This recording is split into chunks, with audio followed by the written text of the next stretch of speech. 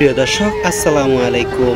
এই মুহূর্তে পাওয়া আবহাওয়ার সর্বশেষ আপডেট জানিয়ে দেব আগামী 24 থেকে 48 ঘন্টা বাংলাদেশের রংপুর, রাজশাহী, ঢাকা, খুলনা, বরিশাল, চট্টগ্রাম, সিলেট সহ কোথায় কোথায় ঝড় বৃষ্টি কালবৈশাখী হওয়ার সম্ভাবনা রয়েছে তা জানিয়ে দেব এই ভিডিওতে। এছাড়াও কিন্তু আগামী কয়েকদিন বাংলাদেশের উপর দিয়ে মৃদু তাপ প্রবাহ কিন্তু বহমান থাকবে। সুপ্রিয় দর্শক, আপনারা যারা নতুন ভিউয়ার্স আছেন আমাদের চ্যানেলটি সাবস্ক্রাইব করে দিবেন, সেই সাথে কোন জেলা থেকে দেখছেন কমেন্ট করতে তা ভুলবেন না। আজ বুধবার যদি রাত আমরা 10টার দিকে দেখি তাহলে দেখতে পাবো যে রংপুর, রাজশাহী এবং ঢাকার আকাশ কিন্তু সম্পূর্ণ মেঘমুক্ত থাকবে, তবে আকাশে মেঘাচ্ছন্ন থাকবে কিন্তু সিলেট এবং সেই সাথে কিন্তু বিশ্বরামপুরে কিন্তু ঝিরিঝিরি বৃষ্টিপাত হওয়ার সম্ভাবনা রয়েছে। এছাড়াও যদি আমরা উপকূলীয় অঞ্চলের দিকে দেখাই তাহলে দেখতে পাবো যে চট্টগ্রামের আকাশে কিন্তু মেঘাচ্ছন্ন থাকবে কিছু কিছু জায়গায়। এছাড়া যদি আমরা আগামীকাল বৃহস্পতিবার সকাল 4টা বাজে দেখি তাহলে দেখতে পাবো যে ময়মনসিংহ, ঢাকা, কুমিল্লা, চট্টগ্রামে কিন্তু ঘন কালো কুয়াশা দেখা যাবে সকাল ভোর 4টার দিকে। সে সাথে কিন্তু সিলেটের আকাশ কিন্তু মেঘাচ্ছন্ন থাকবে, সেখান থেকে দমকা হাওয়া বইতে পারে। এছাড়া যদি আমরা বেলা 11টা বাজে দেখি তাহলে আমরা দেখতে পাবো যে সিলেট, কুমিল্লা, বরিশাল, চট্টগ্রাম এবং চট্টগ্রামের পাহাড়ি অঞ্চলে কিন্তু আকাশে মেঘাচ্ছন্ন থাকবে, সেখান থেকে ধীরে ধীরে বৃষ্টিপাত হওয়ার সম্ভাবনা রয়েছে। তবে রংপুর, রাজশাহী, ঢাকা কিন্তু আকাশে সম্পূর্ণ মেঘমুক্ত থাকবে। ঝলমলে একটি দিন দেখতে পাবো আমরা বৃহস্পতিবার বেলা 11টার দিকে। এছাড়াও যদি আমরা সন্ধ্যা 5টা বাজে দেখি তাহলে দেখতে পাবো যে সন্ধ্যা 5টা বাজে কিন্তু রংপুর, রাজশাহী, ঢাকার আকাশে মেঘমুক্ত থাকবে, সিলেটের আকাশে কিছু কিছু জায়গায় মেঘাচ্ছন্ন থাকবে। ঝড় বৃষ্টি হওয়ার সম্ভাবনা রয়েছে কিন্তু ভারতের শিলং এবং শিলচরে। সুপ্রিয় দর্শক, এছাড়াও কিন্তু ভারতের কলকাতার ধনবাদ, পূর্ণিয়া কিন্তু আকাশে মেঘমুক্ত থাকবে বৃহস্পতিবার বিকাল 5টার দিকে। সে সাথে যদি আমরা বৃহস্পতিবার রাত 11টার দিকে দেখি তাহলে দেখতে পাবো যে দক্ষিণ বঙ্গোপসাগর থেকে কিন্তু জলীয়বাষ্প অবিরত ধারায় কিন্তু বাংলাদেশের দিকে প্রবাহিত হচ্ছে।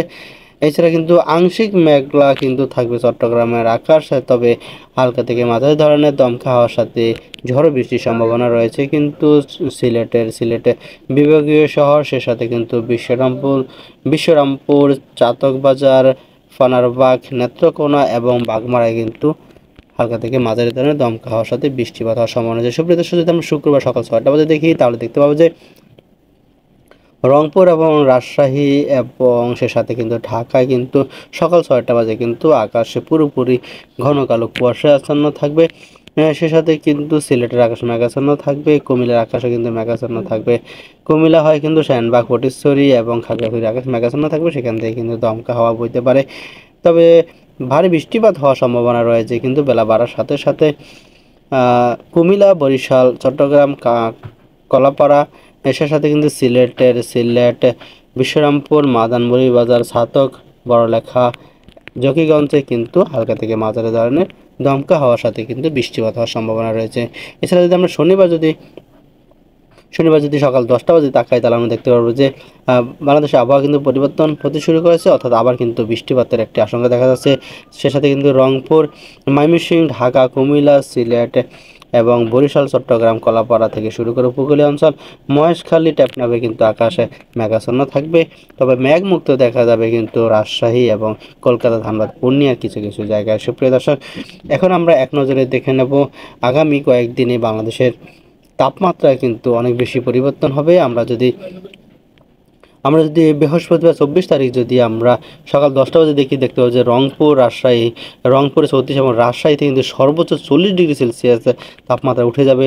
40 ডিগ্রি সেলসিয়াস তাপমাত্রা উঠে যাওয়া মানে কিন্তু অনেক বেশি তাপ প্রবাহ সৃষ্টি হবে। সে সাথে ঢাকায় কিন্তু একই সময় 34 ডিগ্রি সেলসিয়াস তাপমাত্রা। এছাড়া কুমিল্লা কিন্তু 38 এবং ধানবাদে 40, অর্থাৎ বৃহস্পতিবার সকাল 10টা বাজে কিন্তু বাংলাদেশের চরম একটি তাপ প্রবাহ থাকবে। সে সাথে যদি বেলা 3টা বাজে দেখি 3টা বাজে কিন্তু রাজশাহীতে অপরিবর্তিতভাবে তাপমাত্রা থাকবে, অর্থাৎ 40 ডিগ্রি সেলসিয়াস তাপমাত্রা থাকবে। ঢাকাতে কিন্তু 35 এবং চট্টগ্রামে কিন্তু 31 ডিগ্রি সেলসিয়াস তাপমাত্রা। আমরা যদি শুক্রবার যদি দেখি তাহলে সকাল 10টা বাজে রংপুর 29, রাজশাহীতে 32, ঢাকা 31, সেই সাথে কিন্তু চট্টগ্রামে 30 এবং রাজশাহীতে কিন্তু 25, এর সাথে সিলেটে কিন্তু 24 ডিগ্রি সেলসিয়াস তাপমাত্রা থাকবে। তবে বেলা বাড়ার সাথে সাথে বেলা 1টা বাজে কিন্তু আবার দেখতে পাচ্ছি রংপুর, রাজশাহী কিন্তু একটি প্রচণ্ড তাপ প্রবাহত, রাজশাহীতে 39 ডিগ্রি সেলসিয়াস তাপমাত্রা। এবং বেলা বাড়ার সাথে সাথে যদি আমরা দেখি শুক্রবার বিকাল 7টা বাজে কিন্তু চরম একটি চরম একটি তাপ প্রবাহ দেখতে পাচ্ছি আমরা। রাজশাহীতে সর্বোচ্চ 42 ডিগ্রি, যা ইতিহাসে একটি খুবই কম সময় দেখা যায় এই ধরনের তাপমাত্রা উত্থান পতন। তাহলে আমরা দেখতে পাচ্ছি কিন্তু রাজশাহীতে 42 ডিগ্রি সেলসিয়াস তাপমাত্রা, এবং এটি কিন্তু চরম তাপ প্রবাহর ইঙ্গিত করে। সে সাথে কিন্তু রংপুরে 36 এবং ঢাকায় 35 এবং চট্টগ্রামে 32।